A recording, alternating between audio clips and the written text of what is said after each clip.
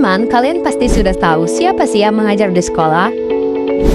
Guru. Guru adalah orang dewasa yang secara sadar bertanggung jawab dalam mendidik, mengajar, dan membimbing. Orang yang memiliki kemampuan merancang program pembelajaran, serta mampu menata dan mengelola kelas agar peserta didik dapat belajar. Ada banyak sekali profesi di dunia ini. Profesi mengajar adalah suatu jabatan yang mempunyai kekhususan, yakni memerlukan kelengkapan mengajar dan keterampilan yang menggambarkan bahwa seorang itu melakukan tugas mengajar dan membimbing kepada para peserta didik. Selanjutnya, makna profesional adalah ahli dan tugas mendidik, otonomi dan bertanggung jawab. Otonomi adalah sikap profesionalisme atau mandiri, yakni dalam mengambil keputusan sendiri. Tanggung jawab sendiri adalah kesediaan untuk diminta pertanggungjawaban terhadap diri sendiri, siswa, orang tua, masyarakat, bangsa, dan negara, serta akhirnya kepada Tuhan Yang Maha Esa, dan memiliki rasa kesejawatan. Apa sih itu syarat profesi? Syarat profesi adalah pekerjaan yang membutuhkan keahlian, pengetahuan, dan keterampilan khusus, serta seringkali melibatkan tugas-tugas yang memerlukan tanggung jawab dan standar profesional tertentu. 10 syarat-syarat profesi. Syarat yang kelima, memiliki kode etik. Kode etik guru adalah norma dan prinsip moral yang mengatur perilaku guru dalam melaksanakan tugasnya. Kode etik ini bertujuan untuk menjaga profesionalisme, integritas, dan etika dalam hubungan antar guru, siswa, orang tua, dan masyarakat. Dapat sanksi sesuai undang-undang berlaku untuk pelanggaran ringan, sedang, sampai berat. Selanjutnya, kode etik guru dirumuskan berdasarkan nilai-nilai agama dan Pancasila, nilai-nilai jati diri, harkat dan martabat manusia, nilai-nilai kompetensi kepribadian, sosial, profesional, dan pedagogi. Kompetensi kepribadian merujuk pada kemampuan yang terkait dengan perilaku pribadi seorang guru yang idealnya mencerminkan nilai-nilai tinggi dan tercermin dalam perilaku sehari-hari. Seorang guru harus menjadi model dan inspirasi, memicu motivasi belajar siswa, serta memberikan dorongan dan motivasi. Artinya, seorang guru diharapkan menjadi panutan dan contoh bagi orang-orang. Selanjutnya, kompetensi sosial.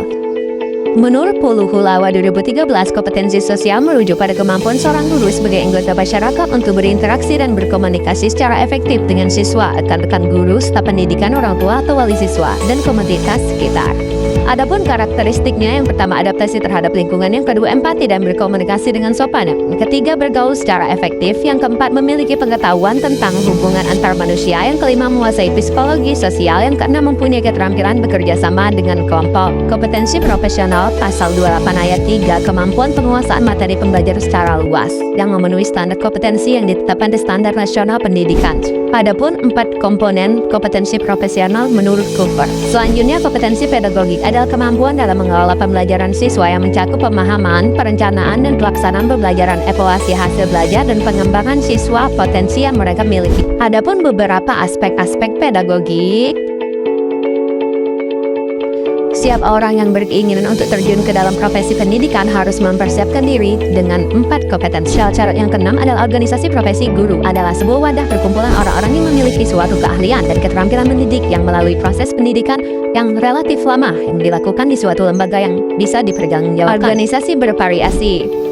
Jenjang pendidikan dimanapun guru bertugas, tingkat dasar, menengah, dan perguruan tinggi, sekolah negeri dan swasta, bidang yang dianuti guru bahasa Inggris, matematika, fisika, dan biologi, gender, pria dan wanita, latar belakang atau Melayu, Cina, dan sebagainya.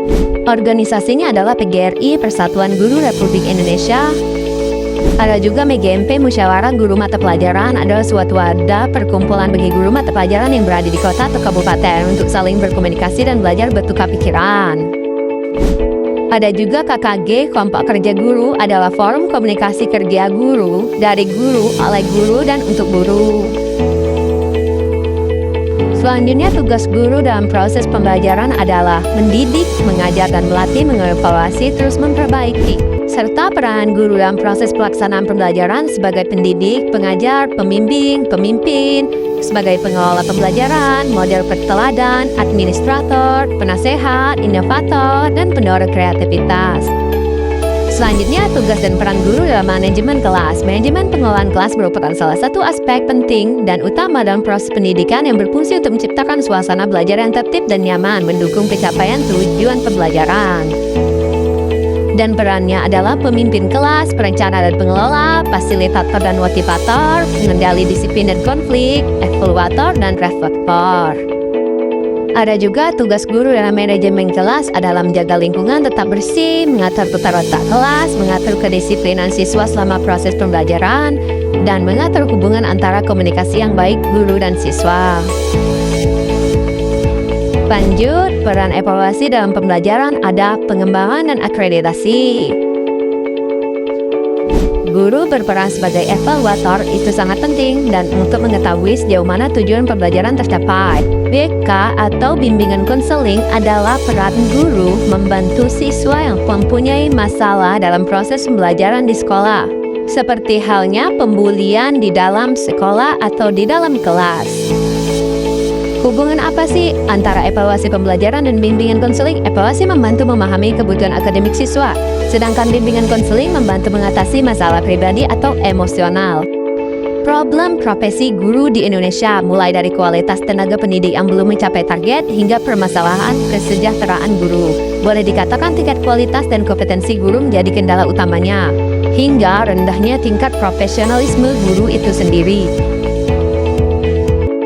Kebijakan pengembangan profesi guru.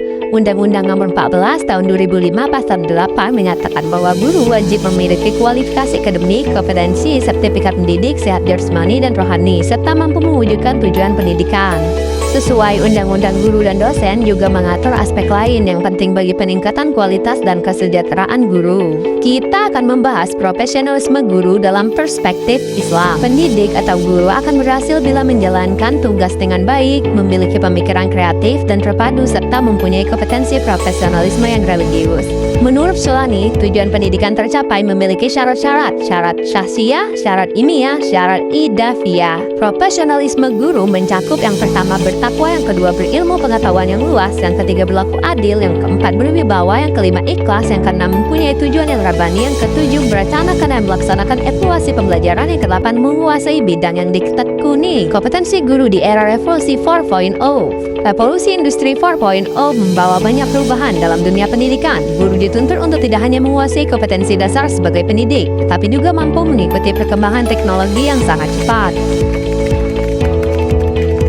Pada era 4.0, guru memiliki 6 kompetensi penting. Yang pertama, kemampuan berpikir kritis dan memecahkan masalah. Yang kedua, komunikasi dan kolaborasi, kreativitas dan inovasi, literasi teknologi informasi, pembelajaran yang kontekstual, serta kemampuan memahami dan memanfaatkan media informasi secara bijak. Di tengah kemajuan teknologi yang luar biasa, peran guru tetap tidak tergantikan, terutama dalam membentuk karakter, menanamkan nilai-nilai, dan memberikan bimbingan emosional serta sosial kepada siswa. Menghadapi tantangan zaman, perlu menjadi fasilitator yang aktif, inspiratif, dan kreatif dalam pembelajaran.